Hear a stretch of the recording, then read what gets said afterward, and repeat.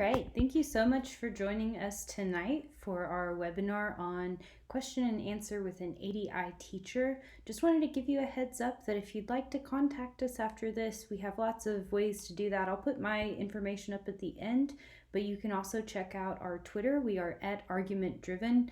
We have Facebook. There's two there. There's facebook.com/argument driven where we kind of put out information. There's also a group called Argument Driven Teachers that it's really great. People are on there all the time asking questions and sharing information. So that's a good place to go if you're looking for some support. And then our last place is YouTube, and we have a channel there with a lot of videos that we've put up. This webinar will be recorded and put on YouTube, so you can check it out there or send it to a friend if you hear something you like. All right, so let's get started. We have an amazing teacher. So my name's Carrie Burt. I'm the professional learning specialist here at Argument Driven Inquiry. And then the teacher that we're interviewing tonight, his name is Paul McEwan. He's a biology teacher in Alabama. He was actually Alabama's Teacher of the Year in 2017, 2018. He's an amazing person. He's been using ADI in his classroom for a long time, and he's also does he's been to the Train the Trainer Institute and does workshops. So he's really a great person to learn from tonight, and we're excited to have him. Our goals for this webinar are to talk with Paul and learn about how he gets ready for ADI, how he makes ADI work in his classroom, and how he improves his practice over time. So I guess we will get started. All right. When you're thinking of ADI labs, how do you figure out which labs you want to do? Well, when we first started out about 5 years ago, we had most of our biology cohort from our school there, and so we sat around for part of the training was we just sat around and decided which labs we were going to do corporately. And so that very first year, it was just really kind of, we were all going to do the same things. And actually, if you're doing this and you do have some people that are doing it, I think it would be a great place to start is to, and because you're going to see a little bit more support. So like if you're all doing the same lab, then you can all kind of talk about that from a common standpoint. After that very first year, though, I decided to kind of jump out on my own. There was 30 biology labs to look through when I looked through the book, and I kind of really resonated towards some different ones than I had done that first year. I really kind of think about that blood typing one, where it's about the question is, are all Mr. Johnson's children his biological offspring? And so that really was a very intriguing question. So I really looked for ones that I thought my students might find interesting and that I found interesting myself. Great, thank you. So then I guess the next question is, as you're getting ready for an ADI lab and you're thinking of that sort of experience that's going to draw kids into the ADI lab, give them that real world kind of context for doing the lab, how do you pick a good phenomena when you're starting an ADI lab out that's going to draw kids in? I mean, I think if you just have some interest in it as a teacher, then you're going to do everything that you can to make sure that your students are interested. And quite honestly, I think good teaching is good teaching. So, when you're doing stage one and you're introducing it, I don't just pass out the paper. Sometimes I'll show a video that kind of relates to what we're doing, or I might even actually be dressed up so in other words, when I do that one on the blood typing one, I come in like I'm the judge. And so, like this court case going on. And so just anything you can do to kind of just set up the scene for your students. I think any of those things are going to definitely engage your students, not only in the question that you're trying to get to answer, but how you kind of just do that in your classroom. So definitely when you do stage one, if there's anything that you would see as good teaching practice in your room, absolutely incorporate that. Yeah, cool. You need to take a picture of that judge outfit. That's all right. Next up, and this one's we get this a lot. How long are your class periods? And then how many days does it take you to do an ADI? Well, my class periods are 49 minutes long, and so definitely I had to figure some things out after doing it that very first year, because there were some times when I got caught where I didn't really want to be at the end of a period. And so even though I thought I could figure it out through the year. There was a couple stages where I just had to really rethink what I was doing after that very first year, because there's certain things that once 24 hours go by and your students show up again, you can't quite get back to that same place that you were at. So definitely there were some points and some stages where I just had to really make some conscious decisions about what would happen. So 49-minute periods, I think for the most part for me, after that very first one I do model a lot. So it's slowed down a little bit. I'm trying to make sure that my students understand the process. I think that very first one, when I model it, it may take 6, 7, maybe even up to 8 days, just because I'm slowing things down. And I teach higher level students now, and so for the most part, after that first one, we don't write in class. So they take probably after that first one, maybe about 5 to 6 days, depending on how many days we collect data. If you do need to have your students write because you know that's how they're going to be successful at in your class or at your school, then you would just add on whatever amount of time that is. So if they're preparing the first report before they do the peer review, you're going to add on a day for that. And then if you're allowing them to then make changes after the peer review, definitely add on a day for that. So for me, it's 5 days for the most part, because I don't have my students write. They write outside of my classroom. Gotcha. Thank you. All right. And then the last question in preparing for ADI labs is, how do you decide what to include in your stage 5? Well, I'm going to steal a little bit from Dr. Sampson here a little bit. At one of the trainings I went to, he talked about carrying around a card in your back pocket. So I don't really carry around the card, but I am always listening to the conversations that my students are having, whether I'm actually just listening. I don't really have to actually be asking them questions. I'm always just listening for what kind of misconceptions do they have, because those are the ones that I want to make sure that I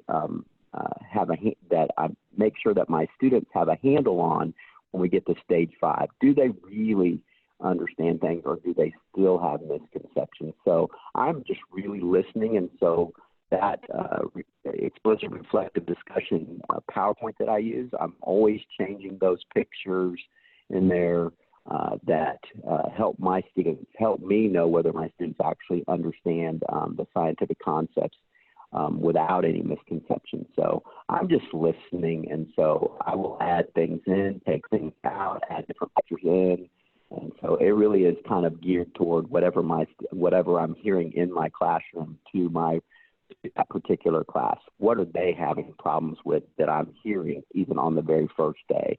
And so I just need to get those straightened out before they actually write. I want them to write from a point of strength because they understand and know things. So I really am just kind of listening to make sure that I add in those things that will help my students in that particular class, in that particular year, know things.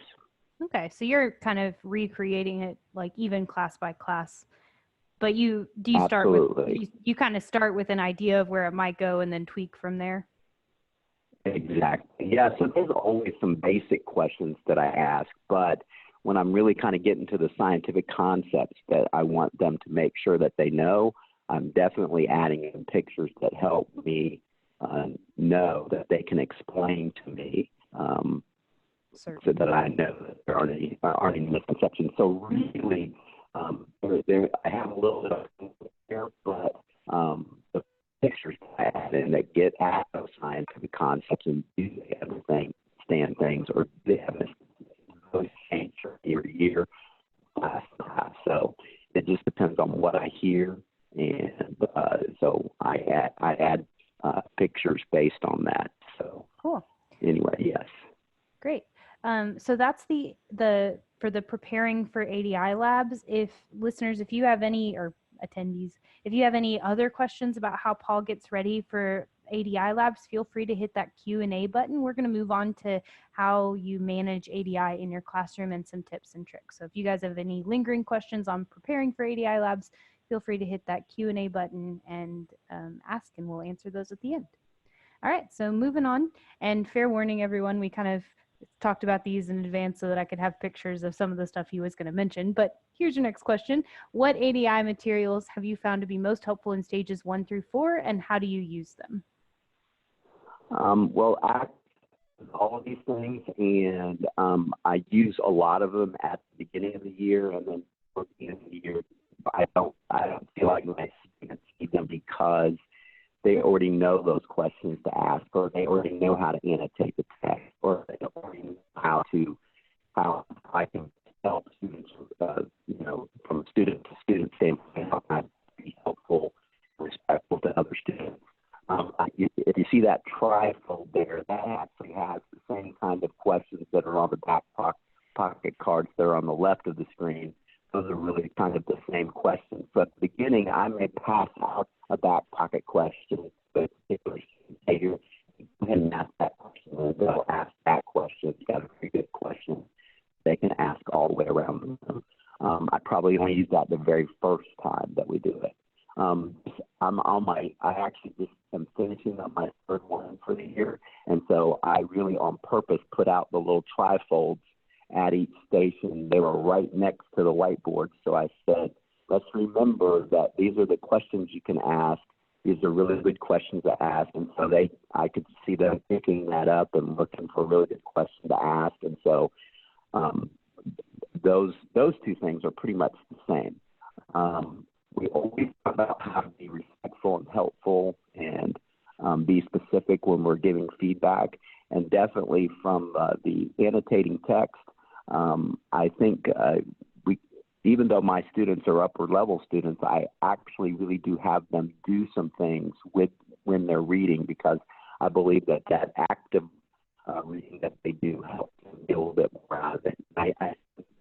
The one thing I would even say here on stages 1 through 4 is that even though maybe stage 4, when we're stage 3 and 4, we're doing the whiteboard and walking around, that's kind of really exciting. That the exciting part, what I've really kind of learned over my 5 years of doing this is that if I can get my students to do a good job on stage 1 helps stage 2 happen. And if I can really get my students to do a really good job on stage 2, that helps make sure that I do try to concentrate on. Hey, Paul, hang on just a second. Oh, maybe there it is. You're kind of cutting in and out. If you're on speakerphone, do you mind going to not speakerphone? I'm not on speakerphone. I'm so sorry. No, that's okay. Where do I need to start back from? About starting in stage 1 and then going to how that helps with stage 2 and stage 2 helps with stage 3. I think really what I'm really trying to concentrate on, especially this year, is how each stage connects each other stage. So in other words, if my students do a really good job on stage 1 and really reading that text and underlining, and we talk about some things, that definitely connects to stage 2, and how they make that proposal helps them on stage 3 and 4. And when they get to the writing, that writing happens a little bit better. So the thing I would really encourage everybody is that every stage helps every other stage be a little better. And so if you want your students to write a little better at the end, definitely make sure that you're really connecting each stage throughout the process. Cool. All right. So then similar question. What about in stages 5 through 8? What are some of the ways that you use the materials? On the left side of the screen, those about 4x6 cards, I definitely use those at my stage 5 reflective discussion, because those I get to use to help their boards be a little bit better.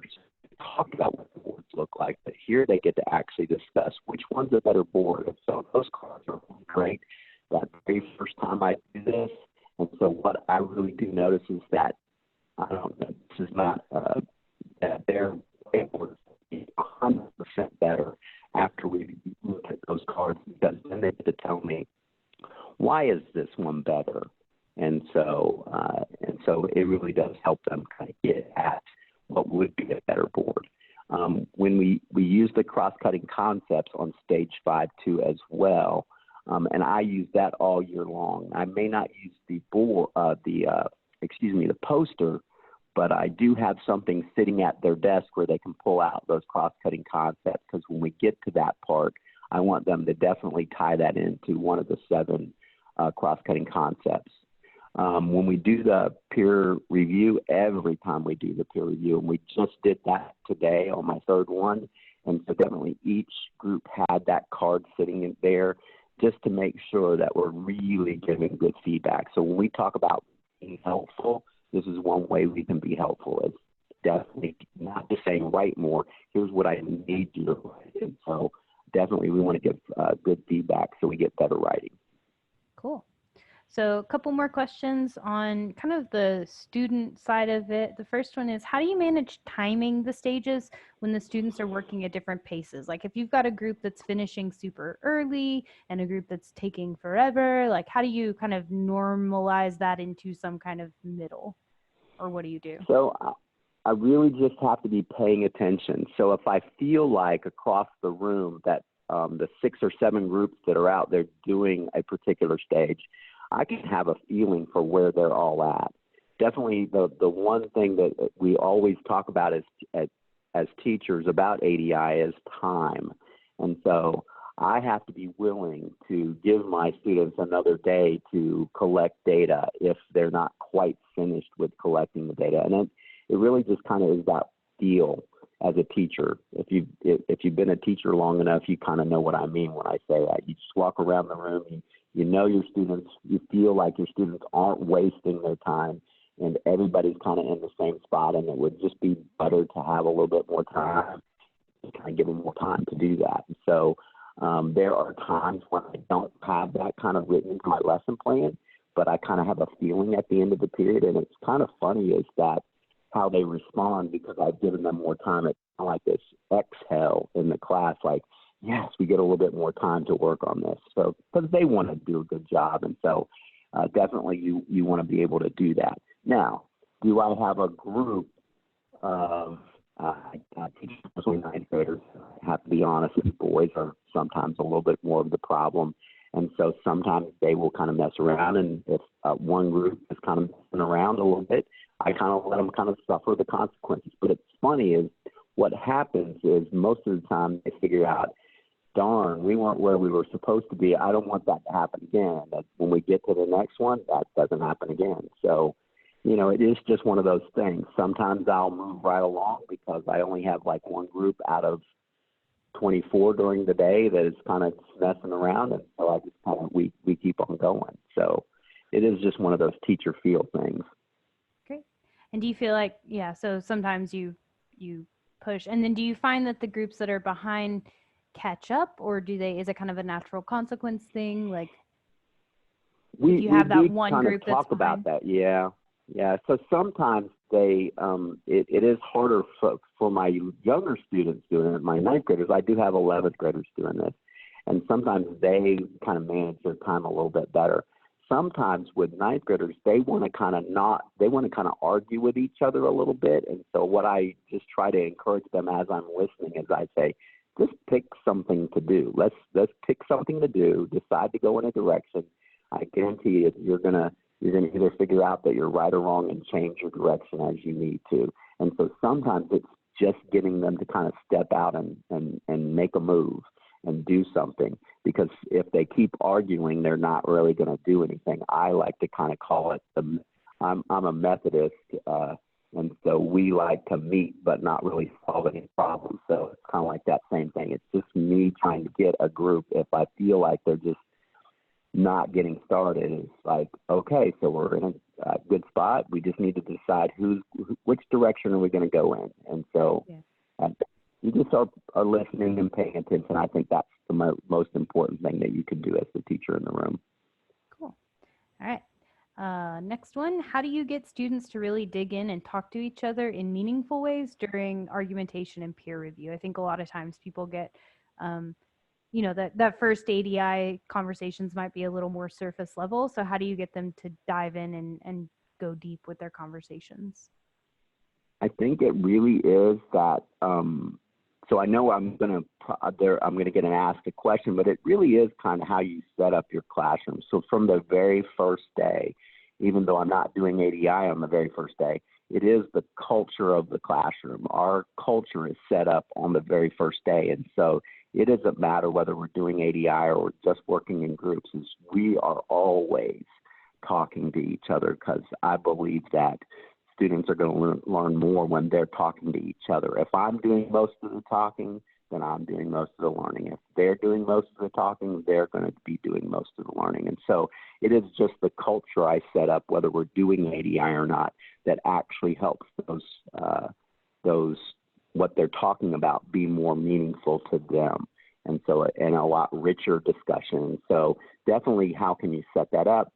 By using the back pocket cards, by making sure the questions are available. All those things help that happen. And eventually, students will kind of just catch on to that. Like, I need to ask these questions because that's going to help my writing be better at the end. And I want my writing to be better at the end. I think that's actually where we just kind of try to get our students to be. So, yeah, great. Thanks.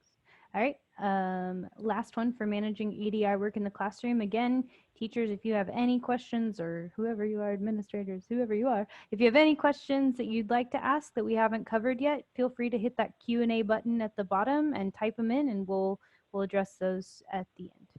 All right. Last question in this section is, how do you manage group work? You've kind of talked about this a little bit, but do you assign jobs in the groups? Do you let them just kind of figure out the jobs? And then when there are disputes, how do you help them resolve them? Do you ask them to resolve them themselves? Like, how do you kind of manage that piece of it?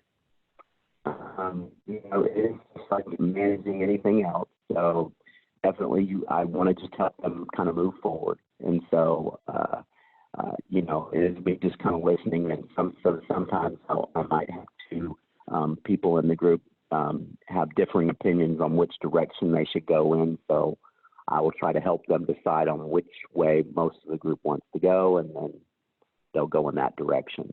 And honestly, I will then tell them at some point when they're writing individually, if they want to kind of go back to their way of thinking, how they thought about it a little bit, that's when they can kind of insert their own personality into their writing. So I will do that. But again, as I already said about the culture of the classroom, is making sure that we understand how we work in groups. So I actually have a card that sits on the desk a lot of days when we're working in groups, is here's my expectations for working in a group. And of course, you see this poster goes up at the beginning of the year too. And so definitely us listening, how we listen to each other, how we talk to each other, how we're helpful to each other, those are really all important. And I think actually, for the most part, if you set that culture up, you don't really have as many disputes as you might think.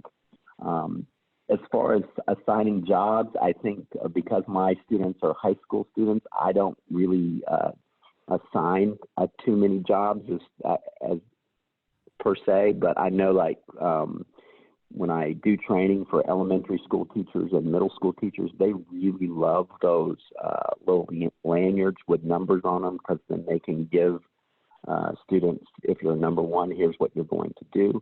Now, one thing I do is when they present on stage 4, I really do it is very random. So I'll ask them to number themselves, and then I will say, these 2 people are going to present today, and these 2 people are going to walk around. So that is one way I kind of assign some tasks. I always kind of just say, send one person to get materials if we're collecting materials. So I just kind of let them decide, because they're high school students. They figure that out pretty quick. But for elementary school and middle school, if you want to use the lanyards, absolutely use those lanyards. And if you figure out that works best in your class, and your students are used to assigning tasks to certain people, so let's go that route too. That whatever is best in your classroom, that's what you should still do. Yeah. All right. So that is the end of managing ADI work in the classroom. We've got just 2 more questions, and then we'll get to the teacher submitted questions. We've got one already, so excited about that. So just thinking about improving practice over time, the first one's going to be, how do you help your students get better at ADI? So from ADI lab to ADI lab. So here's what I did this year already. After we did the first one, and they turned in their written argument. I graded them. It took a really long time. The very first time, just to read through the 80 that I had to read through, and I decided of course I gave them a grade. They comment sheet, put comment sheet up, let them read through that. Probably took them about 3 or 4 minutes to read that, and I passed out each person's sheet, their written argument with their rubric, and let them read through that. And then I asked them if they knew how to improve their grade the next time they did it. They all really corporately, it was kind of surprising, they all said yes. And I said, okay, so on the next one we write, if you made below an A, which for the rubric for the high school students is 50 points, so if they made below a 45, I said, anybody that made below a 45, if you improve your grade, I will make the first grade go away. And it was almost like they all cheered all at once. So definitely there was some, that took a little bit of the angst away. It's all about improving. If I can show, I think I can improve my grade, I think I know how to do that. And so the next time I write, I'm going to write a little better, and I think I can get a better grade. So if it's not really about the grade and it's really about learning, that's what I was hoping it was about.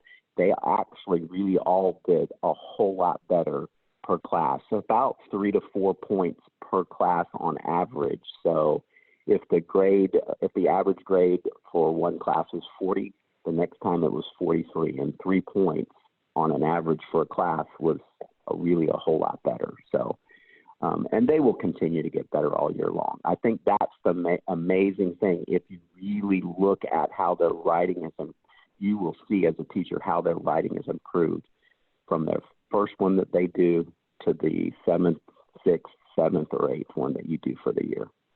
Yeah, great. Okay. And then the flip side of that is, how do you help yourself get better at ADI? Boy, it would be great if I had lots of teachers here at my own high school that were doing ADI that I could go in and see what they were doing, but I don't have that. But the great thing that I do have is that I go out and train. And the best thing that I learn is when we have several days that we train, and we have rehearsal teaching on the 4th day of training. And so I get to watch and hear what other teachers are doing in their classroom, or other ways that they can think about doing a stage. Those are really great times for me to really listen as a practitioner and really kind of learn from them. So I hear lots of great ideas when I'm out there training about what other teachers, how other teachers might handle stage 1 or stage 2 or stage 3 or stage 4 or any of the stages. And so definitely I'm always listening and learning from even those standpoints. Even though they haven't done ADI, they have great ways that they think about doing things for students. And so those always really help me. And of course, I think you just need to be a reflective person. And I try to do that myself and think about better ways that I can kind of do things that will help my students and help me be a little better. Awesome. Thank you so much.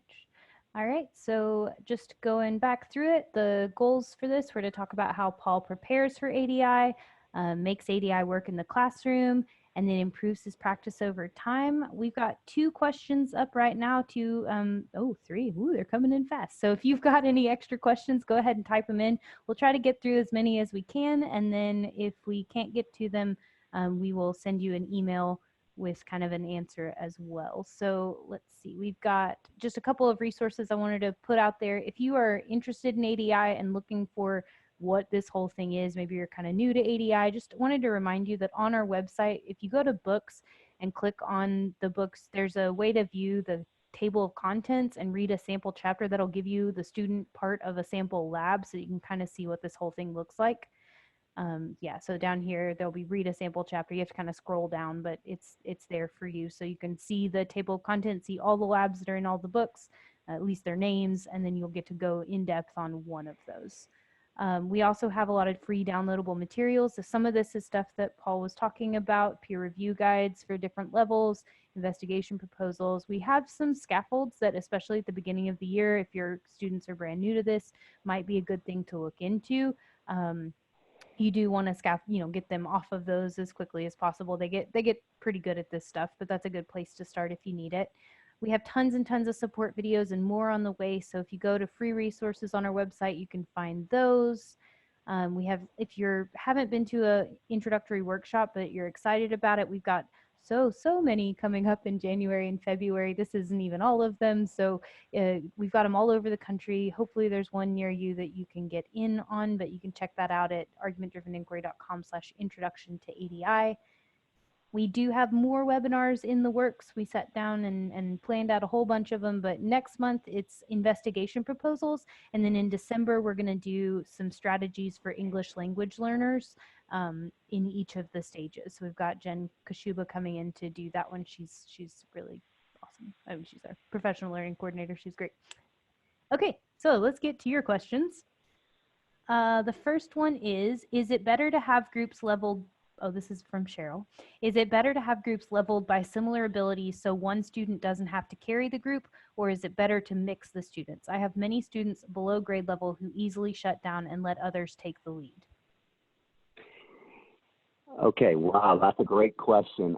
I think that's just you knowing your students a little better. If it's the beginning of the year, you might make a few mistakes along the way, but as you get to know your students better, you'll get to know how they might perform a little better. And so if they perform a little better in a similar group or a heterogeneous group, it would just kind of depend. You'll kind of have, I would hope that you know them well enough after a little while that you would be able to figure out, hey, is it better to put them this way or that way? What I really do know is that the lower level students actually handle ADI better than my upper level kids. My upper level kids are always, they think they have school figured out and they have grades figured out. And so sometimes this thinking on their own thing really kind of throws them off a little bit.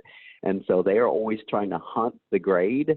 And so they want to know, like, Mr. McEwan, can you just stop making me think? Because if you'll just tell me what to do, I'll just do it. And so I don't do that when they're doing the ADI or much other times. And so they're having to do a lot of the thinking. And so, but those kids that are what we might say are just a little bit lower level kids actually jump in, because what we've done is not put them in a box and put them in a corner and made them answer questions and sit down and be quiet and do all that stuff. And what ADI does is it actually allows them to think on their own. And so sometimes when you give those students a chance to make mistakes and think about the ways that they can do things, that is just eye-opening to them. You mean I don't have to sit down and be quiet and be in this corner and I get to decide things on my own?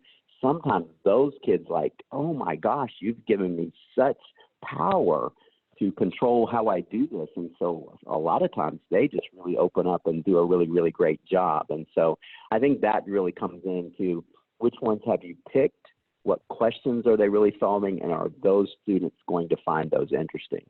So, but yeah, that's a great question. Yeah, I think you just have to really learn your students, learn which students you have and how they best might operate in your classroom in a particular situation.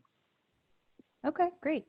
The next one is, and I think this is going to be all we have time for, but it's how do you avoid student fatigue in doing ADI labs? I'm doing the third ADI lab of the school year, and my students are getting worn out by the process. This is from Anna.